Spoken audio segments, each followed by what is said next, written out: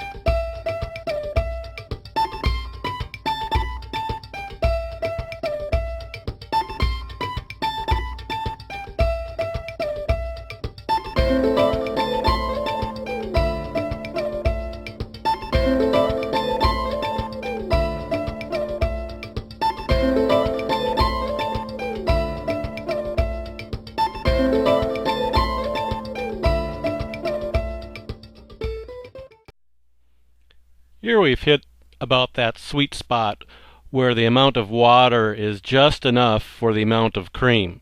But let's go ahead and add more water and see what happens.